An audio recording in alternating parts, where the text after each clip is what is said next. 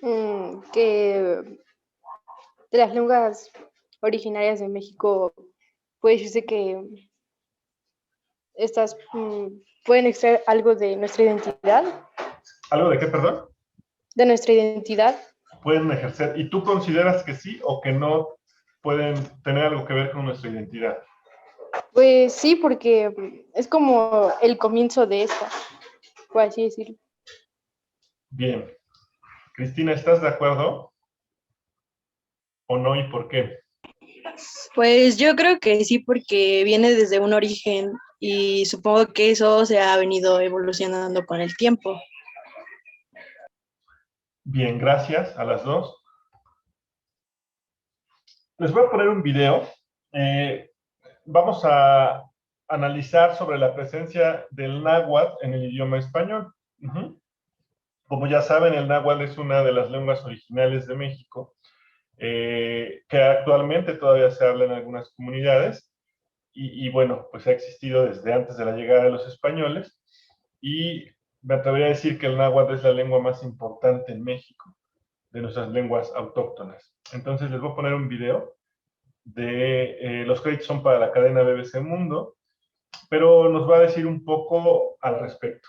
Por favor, pongan atención porque al final les voy a pedir un par de opiniones. Bien, chicos, bueno, pues este es un video que nos dice o nos platica sobre cómo hay palabras que provienen o que tienen origen en el náhuatl y son palabras que actualmente utilizamos o que quizá conocemos y utilizamos, sabemos el significado y ni siquiera nos hemos detenido a pensar si en realidad o que en realidad pertenecen a una lengua originaria de nuestro país. Entonces, bueno, quiero que me diga Dulce Naí, ¿qué nos puedes comentar del video? ¿Qué piensas? ¿Qué opinas? Que es bueno, que es importante poder saber otro idioma, ¿Por qué? porque podemos ir a ese, porque podemos viajar y hay muchas personas que lo hablan y nosotros no sabríamos nada. Bien, hay nada más aclarar que hay una variación entre un idioma como tal y una lengua originaria o autóctona. Si bien es cierto que es una forma verbal de expresarnos, hay una pequeña diferencia que lo vamos a aclarar, no hay problema, pero les voy a compartir, a regresar a la presentación.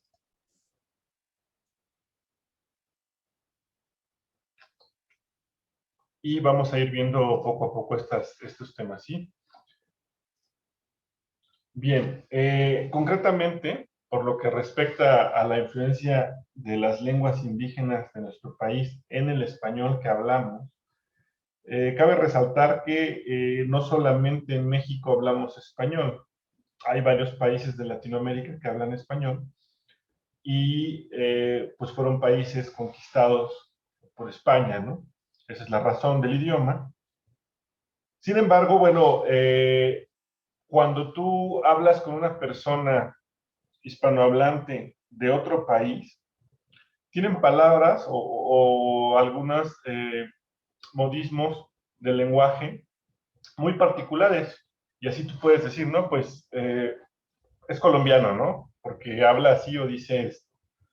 O es mexicano en este caso porque hablan así o dicen esto, ¿sí? Entonces el español en específico de México tiene algunas características muy particulares y similitudes en palabras con las lenguas autóctonas, como lo vimos en el video, ¿no? Palabras que se integran por vocablos o por otras palabras que vienen del náhuatl en sí, y que actualmente pues las seguimos usando, ¿no? Muchas palabras ni siquiera nos damos cuenta y las pronunciamos y las decimos y conocemos su significado y no nos damos cuenta de esta situación. Bien, hay infinidad de lenguas que se hablan en México, todavía se hablan muchas lenguas en México, pero las más sobresalientes o las más importantes son el náhuatl y el maya, y la razón es que la mayor parte del territorio de nuestro país estaba habitado por indígenas que hablaban estas lenguas, ¿no? Esa es la razón por la que desde entonces eran las lenguas más habladas y actualmente siguen siendo las lenguas existentes más habladas en México y por lo tanto tienen un mayor impacto cultural. Luis Arturo Robles, ¿por qué crees que las lenguas tienen un impacto cultural actualmente? Es decir, ¿por qué el náhuatl, por poner un ejemplo, que es la lengua más hablada, por qué tiene un impacto cultural en tu actualidad? ¿Por qué crees que tenga un impacto cultural? ¿Qué tiene que ver esto? Bueno, porque en primera porque es una lengua que viene que fue una de las primeras lenguas que, como lo había dicho en el video, los colones españoles vinieron y agarraron algunas palabras de ellos y agarraron esa lengua para poder darle significado a las palabras que hoy conocemos, que pues son muy diferentes a lo que la actualidad es lo mismo. Es correcto, gracias. Efectivamente, y además hubo una mezcla cultural que ya ahorita lo vamos a ver un poquito más a detalle, pero al final del día también llegaron con cosas nuevas para nosotros y llegaron a encontrar cosas que ellos tampoco sabían que existían, ¿no? Cosas como utensilios, como frutos, como comida, como el molcajete, etcétera, ¿no? Entonces, evidentemente, por ahí del año 1500, siglo XVI, por ejemplo, no había electricidad y no había licuadora tampoco, ¿no? Entonces ocupaban el molcajete para cocinar y eso es algo que pues, era nuestro y ellos no conocían, ¿no? Por poner algún ejemplo. Entonces, obviamente, ¿cómo nombras a un objeto que nunca has visto? Pues le preguntas, oye, ¿esto cómo se llama? No, pues tal. Y de ahí viene el origen de algunas palabras que seguimos ocupando en la actualidad y han sufrido algunas variaciones por la dificultad para pronunciarlas, ¿no? Porque aunque habláramos el mismo idioma de cualquier forma, como lo decíamos hace rato, ¿no? Al ser de diferentes países y venir con un idioma español distinto, pues hablamos de una forma peculiar, ¿no? Entonces, por ejemplo, para México, para los mexicanos es muy fácil pronunciar la T y la L, ¿no? Bueno, aquí en el ejemplo hablamos del sufijo eco, que proviene del náhuatl eka, y que lo utilizamos para los gentilicios, ¿no? Como guatemalteco o chiapaneco. Pero además, les decía yo el tema de la pronunciación, porque para nosotros es muy fácil pronunciar eso, la T y la L. Si tú le dices a alguien, aunque hablen idioma español, ¿no? Pero si tú ves a una persona extranjera que habla español y le dices, a ver, di tlapalería o náhuatl, les cuesta trabajo hacer el tl. Y para nosotros no, para nosotros es muy común, es muy peculiar porque hay muchas palabras que tienen origen en nuestras lenguas autóctonas y que son usadas actualmente y pues entonces a nosotros se nos facilita esa pronunciación porque estamos acostumbrados, porque en nuestro lenguaje coloquial se ocupa y para ellos, aunque hablen español, pues no, ¿no? Si tú le dices, a ver, di náhuatl, alguien extranjero que habla bien el idioma español, para empezar te va a decir qué es eso, ¿no? Porque no conocen el significado. Bien, también existe una coexistencia entre ambos idiomas, es decir, no por eso hablamos totalmente náhuatl y no por eso hablamos totalmente español y no queremos hablar nada del náhuatl, es decir, existen ambos idiomas, tenemos raíces obviamente del náhuatl, aunque hablamos español, y bueno, esa como fusión cultural que existió a partir de la conquista, pues implica que actualmente coexistan ambos idiomas y además, bueno, que tenemos comunidades todavía indígenas que hablan las lenguas madres.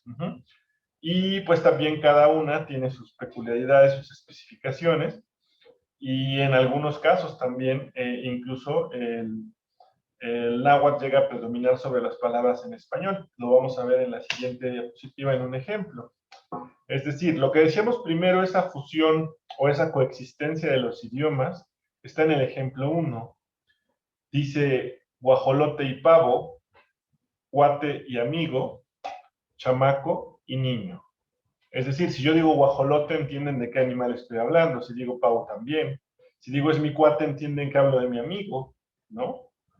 Y si digo está chamaquito, me refiero a que está chiquito, a que es un niño, ¿no? O parecen chamacos, es como se comportan como niños, ¿no? Al final, guajolote, cuate y chamaco son palabras que vienen del náhuatl. Pavo, amigo y niño, pues son palabras del idioma español. A eso se refiere con la coexistencia, que podemos hablar indistintamente ambas y entendemos el significado. En el ejemplo 2 hablan de las especificaciones que todavía ocupamos actualmente del náhuatl y se refiere precisamente a palabras que vienen del náhuatl, pero las ocupamos ahorita y entendemos perfectamente qué significan, ¿no? Vamos a comprar ropa al tianguis, los lavaderos, bueno, pues tianguis tiene su origen en el mercado indígena, pero entendemos si decimos tianguis que nos referimos a un lugar donde hay puestos establecidos y nos están vendiendo ropa, ¿no? Sobre todo ropa, bueno, pero hay diferentes tipos de vendimia ahí. Y tlapalería, que se refiere a una ferretería, pero con algunas particularidades muy específicas. Y ahí viene otra vez la T y la L, ¿no? Tlapalería. Entonces, pues bueno, ahí aceptamos las palabras con el origen del náhuatl, sabemos, las usamos y sabemos perfectamente qué significan, sin confundirnos, ¿no? Y en el ejemplo 3 es la inversa, ¿no? Ahí predomina, digamos, el idioma español, ¿no? En el caso de tecolote y búho, pues es más usada la palabra búho que tecolote, pero pues igual forma, al igual que guajolote y pavo, pues sabemos a qué nos referimos, aunque tal vez se use más el búho, ¿no? Y en la mayoría de los casos, aquí en México y sobre todo en algunas regiones, pues decimos chapulín en lugar de saltamontes. Chapulín es lo que viene del náhuatl y saltamontes del idioma español. Pero bueno, depende también de la zona geográfica y pues eso influye, ¿no? Pero al final, pues bueno, en conclusión hay una coexistencia de ambos expresiones y bueno, de eso se trata, ¿no? Cómo se fusionan o se mezclan estas formas del lenguaje. Nosotros las empleamos de manera indistinta a veces hasta sin darnos cuenta, como ya lo habíamos mencionado. ¿Cómo surge ese contacto lingüístico? Por favor, ayúdame, Luis Uriel. ¿Cómo surge ese contacto lingüístico entre el español y las lenguas originarias?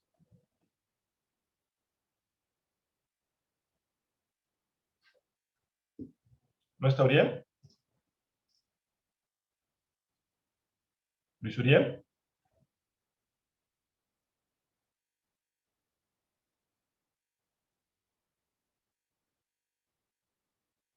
¿Priscila?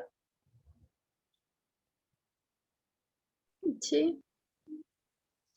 ¿Cómo crees que surge ese contacto lingüístico? ¿A qué se debe y cuál es la consecuencia que consideras que hubo?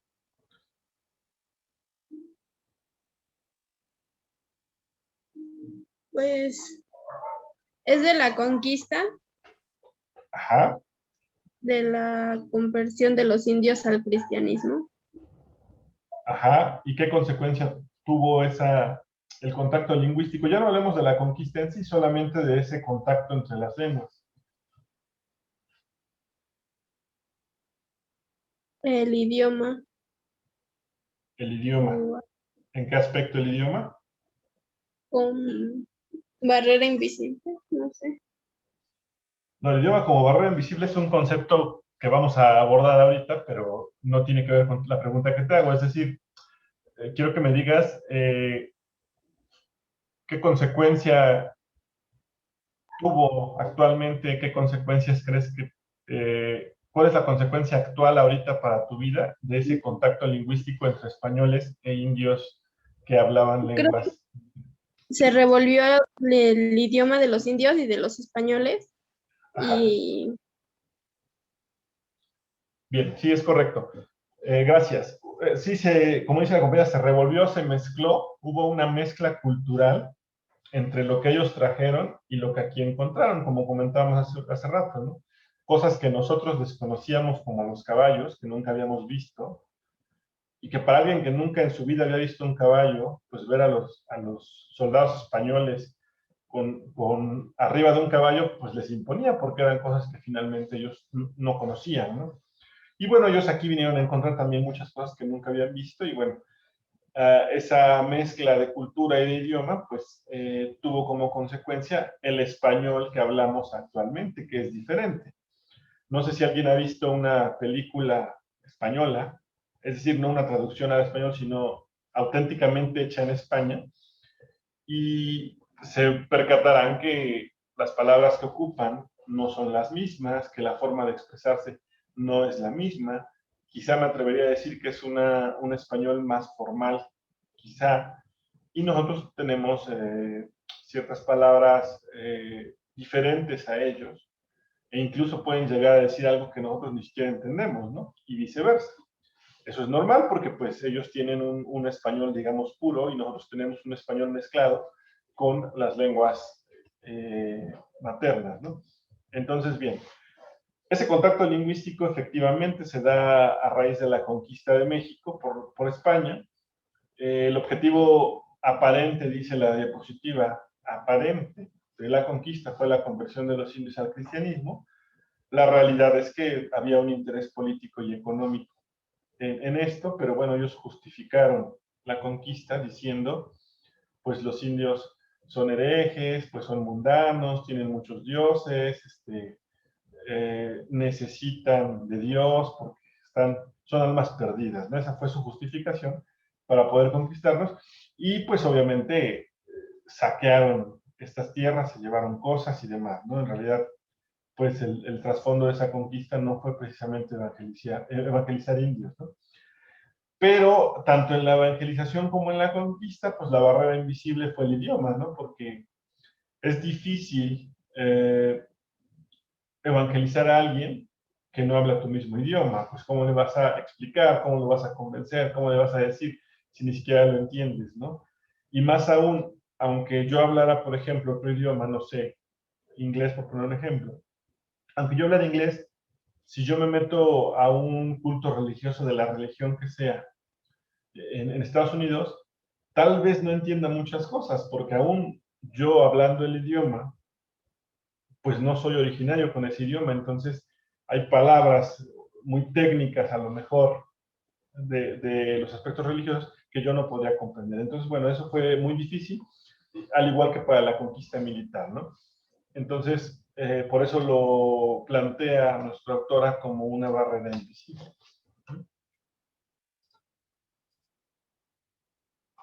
Bien, y finalmente, como dato, chicos, en México se estima que existen 53 grupos étnicos que hablan las lenguas madre, y se calcula que hay 5 millones de personas integrando estos 53 grupos, y que se hablan 105 lenguas diferentes pertenecientes a distintas familias. Bueno, son 105 lenguas, obviamente distribuidas en estos aproximadamente 5 millones de personas. La más hablada, reitero, es el náhuatl, pero hay lenguas que hablan grupos muy reducidos de personas, por ejemplo, 200 personas solamente, y esto pues obviamente pone en peligro nuestras lenguas madre, porque pues esas 200 personas que tienen hijos, pues sus hijos ya en la escuela pues ya hablan español, muchos ya no aprenden a hablar sus lenguas madre, y por lo tanto pues esas 200 personas cada vez se van haciendo menos. Entonces, bueno, para la reflexión, hay un riesgo de que algunas lenguas madres desaparezcan, y hasta aquí por el día de hoy la vamos a dejar. La próxima clase seguimos y vamos a realizar la actividad, la próxima clase, no esta, pero vamos a terminar primero la presentación, ¿ok? ¿Alguien tiene alguna duda, pregunta, petición o sugerencia? ¿Nadie? Bueno, chicos, les agradezco su atención.